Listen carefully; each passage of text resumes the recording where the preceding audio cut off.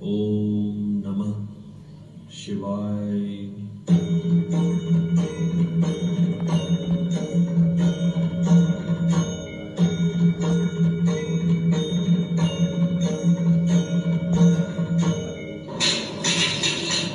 नारायण नारायण नारायण नारायण। अति उत्तम, अति उत्तम। प्रभु के दर्शन हो गए। वाह कैलाशपति वाह। ध्यान व तपस्या में तो महादेव का जवाब नहीं। नारायण नारायण। ओम नमः शिवाय। ओम नमः शिवाय। ओम नमः शिवाय। नमः शिवाय। ओम नमः शिवाय। यह क्या?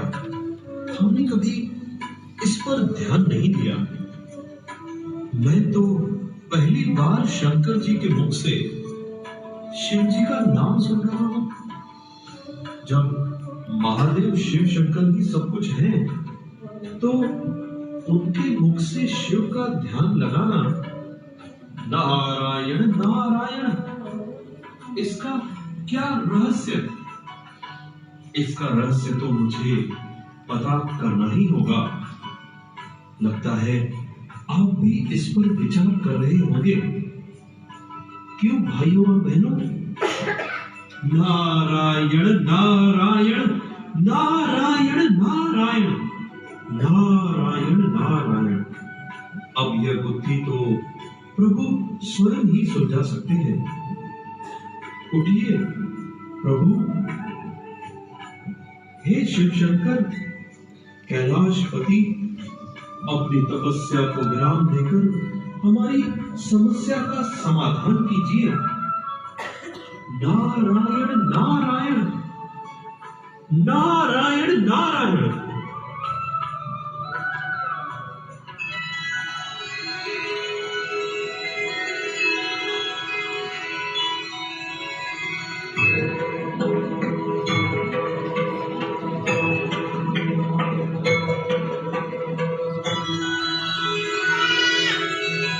ओम नमः शिवाय।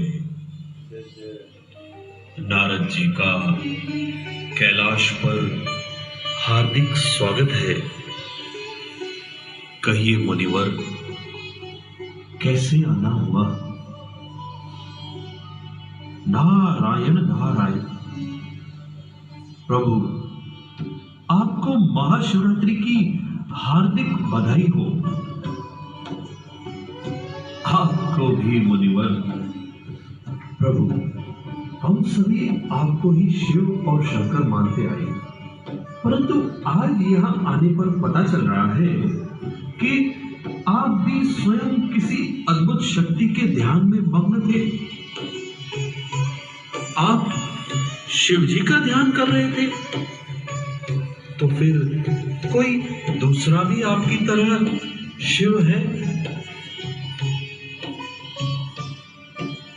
दूसरा शिव? नारद, सर्वदेवों के देव महादेव स्वयं हूँ, सर्व शक्तियों के अधिपति एक ही है।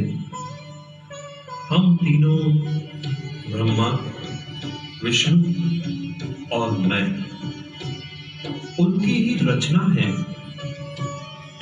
जिसका नाम शिव है।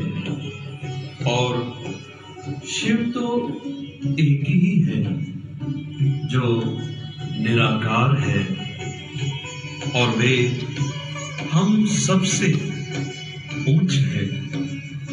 प्रभु, शिव आप सबसे ऊंच है, परंतु प्रभु, आप और शिव में अंतर क्या है?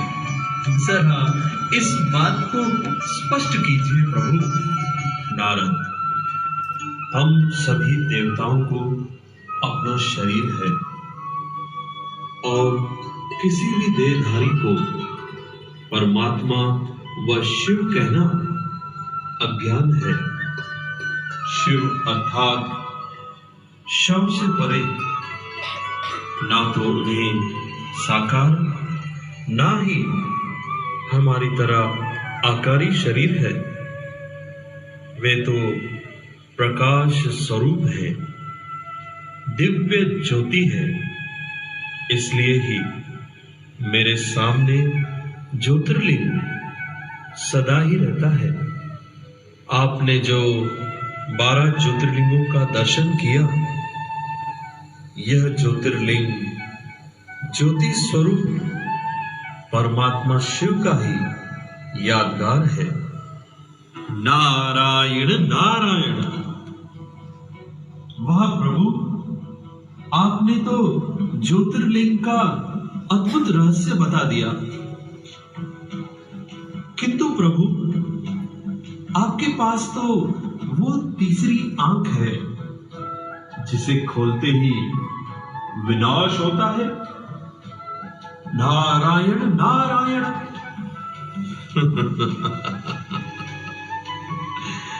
हे मेरे प्रिय भक्तों, वास्तव में आप सबके पास भी वो तीसरी आंख है। शास्त्रों में मुझ अकेले की ही तीसरी आंख खुलने से विनाश दिखाया गया है।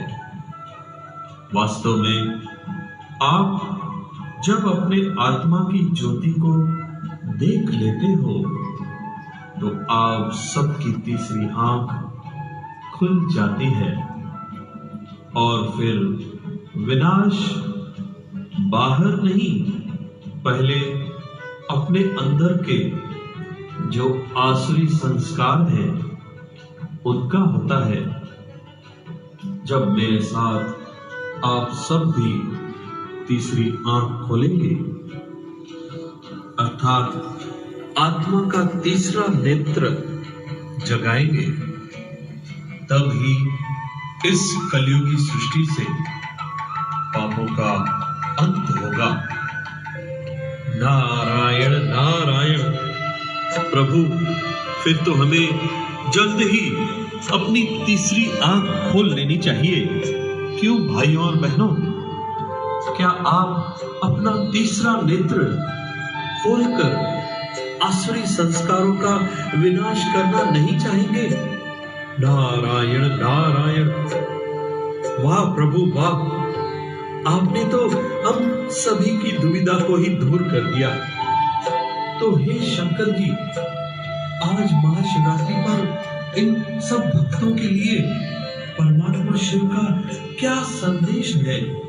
कृपया उसे स्पष्ट कीजिए।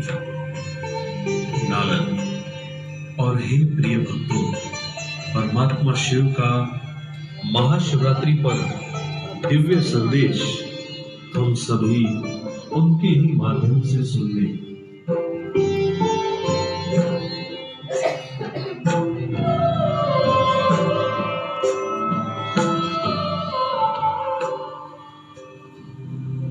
मेरे प्यारे बच्चों, गीता में दिए वचनों के अनुसार अब भारत भूमि पर मेरा अवतरण हो चुका है।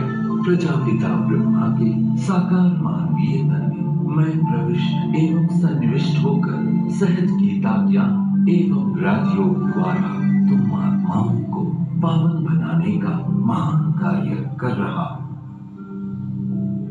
अब तुम देह सहित देह के सर्व संबंधों को भूल स्वयं को आत्मा निश्चय कर मुझ परम पिता परमात्मा को याद करो। यही राजयोग है जिसके द्वारा तुम्हारे जन्म जन्मांतर के विकल्प दग्ध होंगे और तुम सर्व गुणों एवं सर्व शक्तियों से संपन्न हो जाओगे।